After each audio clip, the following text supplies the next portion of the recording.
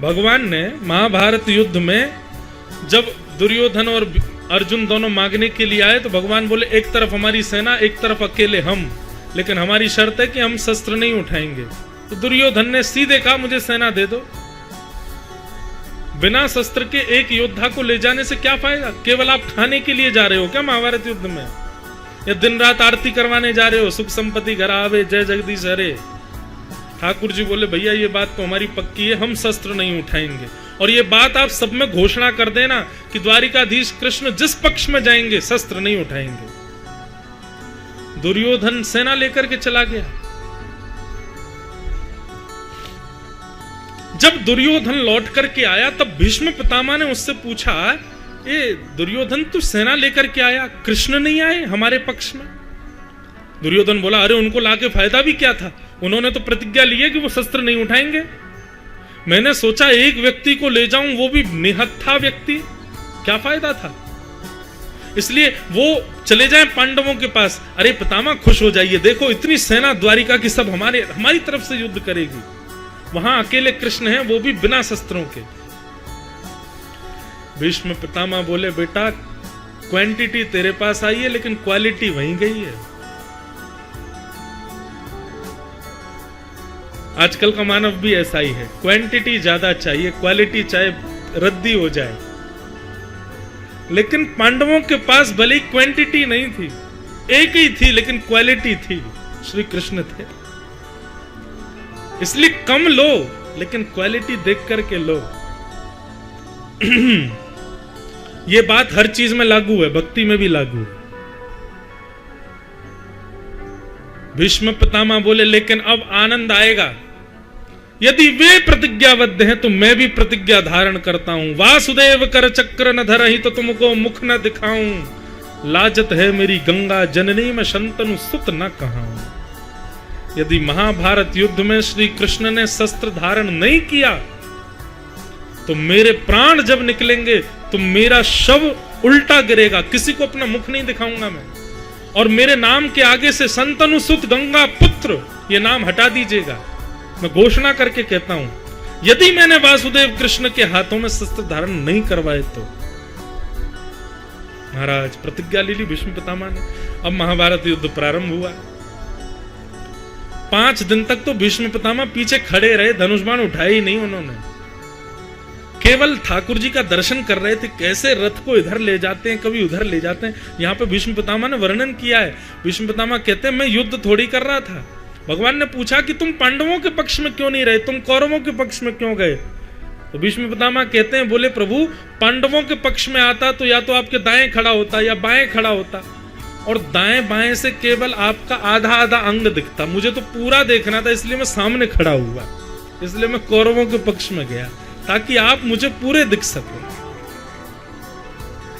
तो भीष्म पितामह युद्ध थोड़ी कर रहे हैं, वो तो केवल ठाकुर जी का रूप देख रहे थे, वो ठाकुर जी की चतुराई देख रहे थे। ये रथ कैसे दौड़ाते हैं, ये कैसे कोई धनुष बाण से बाण निकलता है, कैसे अर्जुन को बचा लेते हैं, ये सब देख रहे थे भीष्म पितामह। लेकिन 5 दिन के बाद जब कौरवों की सेना कम होने लगी तो दुर्योधन ने भीष्म पितामह से कहा प्रभु हमें तो ऐसा लगता है हमारा अन्न खाते हो लेकिन भला चाहते हो आप पांडवों का। भीष्म पितामह को ये बात सुन के क्रोध आ गया। बोले तूने ऐसा क्यों कहा? बोले 5 दिन हो गए आपने अभी तक धनुष नहीं उठाया अपना। भीष्म पितामह बोले कल से महाभारत युद्ध का नेतृत्व मैं करूंगा। और सुन ये बात तूने जो कही है ना, हमारा अन्न खाते हो भला चाहते हो उनका, तेरे को मरने का बहुत डर लग रहा है ना, तुझे ऐसा लगता है कि तू हार जाएगा, तू मर जाएगा। सुन मैं रात्रि को भजन करने बैठता हूं, अपने संपूर्ण जीवन के भजन बल को मैं देने को तैयार हूं। अर्धरात्रि में अपनी पत्नी को कहना आकर के मुझे प्रणाम करे, मैं दोनों बर्द हस्त रख करके अपने संपूर्ण जीवन का बल दे दूंगा, अखंड सौभाग्यवती भव का आशीर्वाद दे दूंगा, नहीं मरेगा तू, और किसी में सामर्थ्य नहीं, ब्रह्मा भी आकर के तुझे हरा नहीं सकते। दुर्योधन बोला मैं यही तो चाह रहा था, आप ऐसा कुछ करो। अब तो दुर्योधन इतना निष्फिक्र हो गया, उसको ये बात पता थी कि अब रात्रि में मेरी पत्नी को अखंड सौभाग्यवती का आशीर्वाद मिलेगा, और फिर तो चाहे मैं लेटे लेटे धनुष बाण चलाऊं फिर भी मरूंगा तो हूं नहीं। लेकिन बात चल रही थी भीष्म पितामह और दुर्योधन के बीच, लेकिन कान खड़े हो गए श्री कृष्ण के। बोले अच्छा, हमारे रहते हुए ये हो जाए, ये संभव नहीं। रात्रि में ठाकुर जी को नींद नहीं आई और मन में सोचने लगे, भानुमति पहुंच के आशीर्वाद, यदि उसने भीष्म पितामह का आशीर्वाद एक बार मिल गया तो भक्त के आगे मेरी हार है, मैं भगवान होकर के भी पांडवों को नहीं बचा पाऊंगा। फिर इतने में ही ठाकुर जी ने एक उधरी सी धोती पहनी, पुरानी सी बगलबंदी पहनी, सिर पर खूब सारा बड़ी सी स्वाफी बांध करके ऐसे ठोड़ी से भी बांध लिया, अपना रूप थोड़ा सा हुलिया बदल लिया, कानों में बड़े बड़े कुंडल डाल लिए, कड़ूला पहन करके और बाहें चढ़ा करके बिल्कुल ग्वारिया बन गए ठाकुर जी। और हाथ में ली लठिया, एक लालटेन लेकर के सीधे पहुंचे द्रौपदी के पास। सो रही थी द्रौपदी, उसका पैर का अंगूठा खींचा, बोले उठ जा जल्दी। द्रौपदी बोली कौन है? बोले मैं हूं कन्हैया। बोले इतनी रात को? बोले जल्दी चल मेरे साथ। बोले कहां? बोले ज्यादा पूछ मत, चल जल्दी मेरे साथ, और सुन घूंघट करके चल, बढ़िया अपना मुंह ढक ले। बोले जाना कहां है? बोले भानुमति आए उससे पहले भीष्म पितामह का आशीर्वाद लेना है तुझको, और एक बात याद रखियो, बस मुंह मत खोलियो अपना, कुछ कहें भी तो में ही उत्तर देना।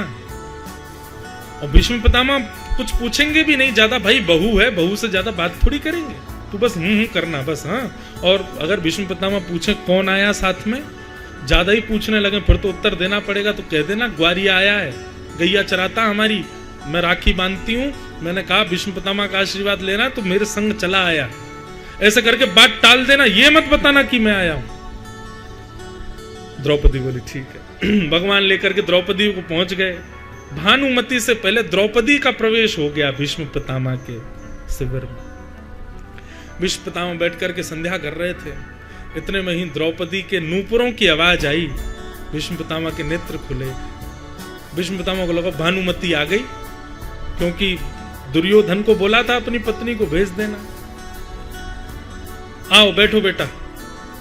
नाम जब पूर्ण किया, अपने हाथ में जल लिया, और संपूर्ण जीवन के अपने भजन बल को द्रौपदी के सिर पर जल छोड़ते हुए अखंड सौभाग्यवती भव, दोनों भुजाएं रख करके आशीर्वाद दे दिया, तेरा पति अजर अमर हो जाए, उसको कोई ना मार सके।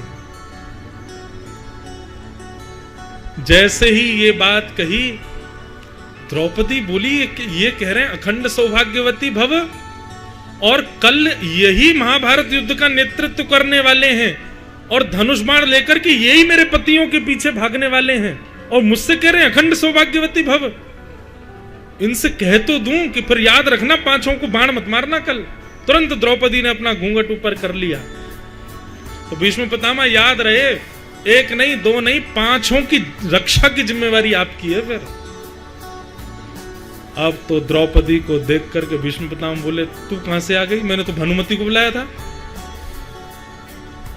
तू कैसे आ गई? मेरी और दुर्योधन की बात हुई थी, भानुमति आकर के आशीर्वाद लेने वाली थी, तुम कहां से आ गई बेटा? द्रौपदी बोली ये बात जरूरी नहीं मैं कहां से आ गई, पर क्या मुझे आपके आशीर्वाद का अधिकार नहीं है? भीष्म पितामह के नेत्र सजल हो गए। बोले होना तो वही है जो लिखा है, मुझे भी संकेत तो होता था। और देखो कैसी विडंबना, ईश्वर की कृपा कि भानुमति आए उससे पहले द्रौपदी आ गई, ये भी तो एक संयोग है। द्रौपदी बोली अब निकल लेती हूं यहां से, तुरंत प्रणाम करके जाने। सुनो सुनो सुनो, रुको, कहीं ये संयोग ईश्वर के द्वारा नहीं, कृष्ण के द्वारा तो नहीं रचा गया? किसके साथ आई हो तुम, और तुमको किसने कहा कि जाके भीष्म पितामह का आशीर्वाद लो? अब तो महाराज भीष्म पितामह हैं, सिंह जैसी गर्जना है उनकी, कौन घबराए ना उनके आगे। द्रौपदी की जीव लड़खड़ाने लगी, नहीं नहीं कोई नहीं, मेरे ही मन में आ गया था। बोल तेरे ही मन में आ गया, इतने दिन से क्यों नहीं आई, आज ही क्यों आई? सही सही बता, अकेली आई है? हमारी राजकन्या राजवधु अकेली घूम रही है बाहर, कौन आया तेरे साथ? द्रौपदी बोली गोपाल भैया। बोल कौन गोपाल भैया? हमारी गैया चराता है, दूध निकालता है, मेरा कोई भाई नहीं ना, मैंने उसको, भाई तो है पर उसकी कोई बहन नहीं थी, तो मैंने उसको राखी बांध दी।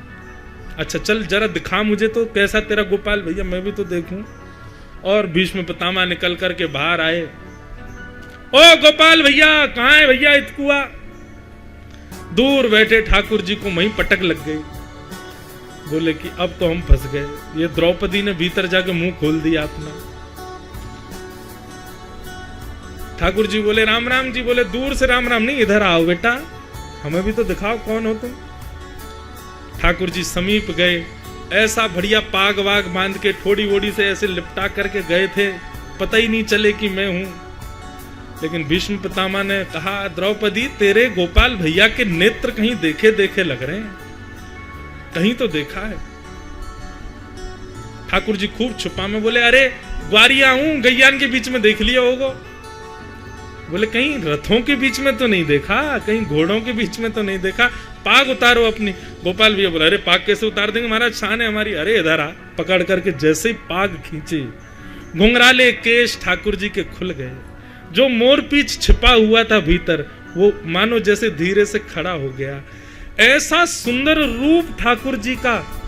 चंद्रमा था तो अमावस्या का, लेकिन मन में सोचने लगा इतने सुंदर श्याम सुंदर और हम फोकस ना डालें। तुरंत पूर्णिमा का चंद्रमा प्रकट हो गया। ठाकुर जी का रूप भीष्म पितामह के सामने आनंदित हो गए।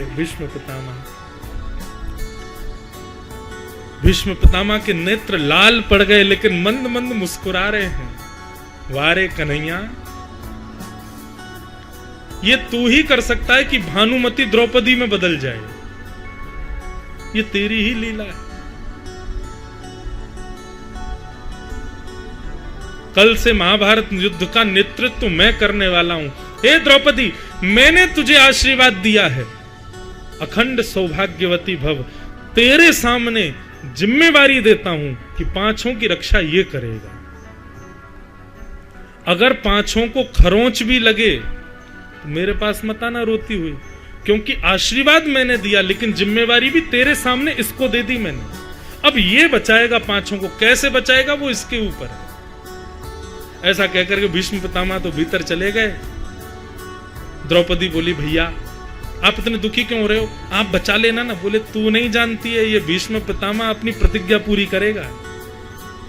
इसने प्रतिज्ञा ले रखी है कि मेरे हाथ में शस्त्र उठवाना है इसको। अगर तुम नहीं बताती कि मैं आया हूं तो पांचों की रक्षा भीष्म पितामह करता, लेकिन अब तुम्हारे सामने इसको मुझे जिम्मेवारी दी और इसकी प्रतिज्ञा को पूर्ण करने के लिए ये सारी ताकत लगाएगा कि मैं कैसे भी शस्त्र उठाऊं और मेरी प्रतिज्ञा टूटेगी। और भगवान की प्रतिज्ञा टूटने का मतलब है पृथ्वी बीच से फट जाएगी, नूतन प्रलय हो जाएगा, पूरे विश्व का नाश हो जाएगा उसी समय जिस दिन ठाकुर जी अपनी प्रतिज्ञा तोड़ दें। ठाकुर जी बेचारे सोच रहे थे चैन की नींद सोऊंगा, रात भर नींद नहीं है, अब क्या करें। दूसरे दिन भीष्म पितामह ब्रह्म मुहूर्त में ही उठ गए। महाराज आज अपने घोड़ों को स्वयं लगा रहे हैं, अपने तस्कर को स्वयं संभाल रहे हैं, अपने बाणों को स्वयं पहना रहे हैं। पूरे युद्ध भूमि में पहले ही योद्धाओं के आने से पहले ही भीष्म पितामह घूम घूम करके देखा है, यहां से इसको मारूंगा, यहां से उसको मारूंगा, सब पहले ही नियोजित कर दिया। योद्धाओं के आने से पहले ही भीष्म पितामह रणभूमि में खड़े हैं। सूर्योदय होते ही जैसे ही युद्ध का नाद हुआ, पहला बाण प्रत्यंचा पर भीष्म पितामह ने चढ़ाया, आकाश की ओर करते हुए जैसे ही पांडवों की ओर छोड़ा, एक में से अनेक बाण निकले और 5 दिनों में जितनी सेना कौरवों की नष्ट हुई थी, एक बाण में भीष्म पितामह ने उतनी पांडवों की सेना खत्म कर दी। ये तो एक बाण था। भीष्म पितामह बोले अब बचा इन पांचों को कैसे बचाएगा। और महाराज भीष्म पितामह युद्ध भूमि में आज मानो जैसे लग रहा था सूर्य श्वेत वर्ण के होकर के आ गए हों सबको मारने के लिए। आज ठाकुर जी घबरा रहे हैं युद्ध भूमि में। तभी भीष्म पितामह ने एक चक्रव्यूह बनाया और उस चक्रव्यूह में फंस गया अर्जुन का रथ। अर्जुन को केंद्र में लेकर के प्रत्यंचा बाण पर चढ़ा करके जैसे ही अर्जुन को केंद्र में लिया, भगवान सोचने लगे भीष्म पितामह का बाण है, जितनी द्रुत गति से मेरा रथ चलता है उतनी ही द्रुत गति से इनका बाण है। यदि ये लगा तो इतना समय भी नहीं मिलेगा कि मैं भगा सकूं रथ को। ठाकुर जी ने नेत्र बंद कर लिए, प्रतिज्ञा तोड़नी पड़ेगी। तभी देखा दूर टूटा हुआ रथ का चक्का पड़ा है, देख रहे हैं भीष्म पितामह की ओर। तुरंत ठाकुर जी कूदे हैं रथ से और जाकर के देख तो रहे थे भीष्म पितामह को, लेकिन जाकर के चक्का उठाया तो 2 बार तो हाथ में मानो धूल ही आई, मानो पृथ्वी भगवान की पत्नी ठाकुर जी को कह रही हो प्रतिज्ञा मत तोड़िए। लेकिन अर्जुन केंद्र में है, भक्त केंद्र में है, इसके लिए ठाकुर जी प्रतिज्ञा तोड़ने को तैयार हैं। तीसरे प्रयास में जैसे ही टूटा हुआ रथ का चक्का हाथ में आया, भगवान रथांग पाणे बन गए और जैसे ही दौड़े भीष्म पितामह की ओर, उस समय सारा युद्ध स्तब्ध हो गया। मानो ऐसा लग रहा था नृसिंह प्रकट हो गए हों और हिरण्यकश्यप के ऊपर प्रहार करने जा रहे हों। पृथ्वी डामाडोल होने लगी, आकाश में बादल गर्जना करने लगे, पृथ्वी पर नूतन प्रलय होने लगा, बस फटने ही वाली थी, क्योंकि ठाकुर जी ने हाथ में शस्त्र उठा लिया है। इतने में ठाकुर जी गतोत्तरीय, भगवान का उत्तरीय वस्त्र नीचे गिर गया, मानो पृथ्वी को शांत किया हो। प्रतिज्ञा तोड़ी है पर अपने लिए नहीं, भक्त के लिए तोड़ी है, इसलिए पृथ्वी शांत हो जाओ, प्रलय करने की आवश्यकता नहीं है। और रथ के चक्के को लेकर के बस फेंकने ही वाले थे भीष्म पितामह के ऊपर। भीष्म पितामह ने अपनी प्रत्यंचा को ढीला किया, धनुष बाण नीचे रख दिए, ताली बजाने लगे, वाह वाह वाह वाह वाह। अरे देखो देखो देखो देखो देखो, प्रतिज्ञाधारी खड़ा है सामने हमारे। मैं बिना शस्त्र के भूमि के भार को हरूंगा, मैं बिना शस्त्र के महाभारत युद्ध को लड़ूंगा। कहां गई तुम्हारी प्रतिज्ञा? आप कहो मैं शस्त्र बिन भूमि हरहूं सब भार। तू हमको क्षत्रिय नागिने, बोल ही वचन विचार। बताइए क्या कहेंगे अब आप? कहां गई आपकी प्रतिज्ञा? पूरा युद्ध शांत हो गया, सब देख रहे हैं ठाकुर जी को। ठाकुर जी ऐसे खड़े रथ का चक्का लेके। डार चक्र हरि हस पड़ो, दियो उत्तर ब्रजराज। ठाकुर जी ने रथ का चक्का दूर फेंका, मंद मंद मुस्काने लगे और उत्तर दे रहे हैं, आज तजी प्रतिज्ञा मोरी में तोरी प्रतिज्ञा काज। ए पितामह, तुमने वचन लिया था कि वासुदेव कृष्ण ने यदि शस्त्र नहीं उठाया तो तुम्हारी जब मृत्यु होगी तो तुम किसी को मुख न दिखाते हुए गिरोगे। तुम भी जानते हो, मैं भी जानता हूं, असंख्य बाण तुम्हारे अंग पर लगने वाले हैं, और जब असंख्य बाणों की सैया पर तुम नीचे की तरफ मुख करके गिरोगे तो तुम्हारी इच्छा मृत्यु जो है वो कैसे पूर्ण होगी कि अंतिम श्वास जब निकले तब ठाकुर जी का मैं दर्शन करूं। मेरा दर्शन करने के लिए तुम्हारा मुख ऊपर होना चाहिए और उसके लिए मुझे प्रतिज्ञा तोड़नी पड़ेगी। आज तजी प्रतिज्ञा मोरी में तोरी प्रतिज्ञा काज। लुट गए भीष्म पितामह। भीष्म पितामह आज कह रहे हैं, मैं आपकी स्तुति सीधा लेट करके गा रहा हूं ना, इसमें भी आपकी कृपा है ठाकुर जी। यदि आप नहीं चाहते, रथ का चक्का नहीं उठाते, तो मेरा शव आज नीचे की ओर गिरा होता, मैं आपका अंतिम दर्शन नहीं कर पाता और मेरी इच्छा मृत्यु पूरी नहीं हो पाती। प्रबल प्रेम के पाले पढ़कर हरि को नियम बदलते देखा, अपना मान टले टल जाए पर भक्त का मान टलते देखा। लोग भले ही ये कह देंगे कि मैंने प्रतिज्ञा तोड़ी, पर भीष्म पितामह, तुमको मेरा अंतिम दर्शन, तुम्हारी अंतिम श्वास में मेरा दर्शन तुमको नहीं हो पाता यदि मैं अपनी प्रतिज्ञा नहीं तोड़ता। ये है, वहां भक्त की रक्षा भी कर ली, प्रतिज्ञा भी तोड़ दी और भीष्म पितामह को लुटा भी दिया। ले, भीष्म पितामह को ऐसा भी नहीं लगा कि देखो मैंने शस्त्र धारण करा, उसका मान भी तोड़ दिया। ऐसे वर्सेटाइल कैरेक्टर हैं हमारे श्री कृष्ण, एक ही क्रिया में सब कर देते हैं। भक्ति की रक्षा भी हो गई, प्रतिज्ञा भी तोड़ दी और भीष्म पितामह को अभिमान भी नहीं होने दिया। महाभारत युद्ध में एक क्षण के लिए तालियां बजने लगी ठाकुर जी के लिए, और फिर से सबने धनुष बाण उठाए, फिर लड़ने लगे, फिर युद्ध शुरू हो गया। ऐसे भीष्म पितामह आज ठाकुर जी के चरणों में वंदन करते हैं और ब्रज को याद करते हुए उत्तरायण के सूर्य जैसे ही हुए भीष्म पितामह के मुख से दिव्य ज्योति निकली और भगवान में जाकर के विलीन हो गई। बोलो भक्त वत्सल भगवान।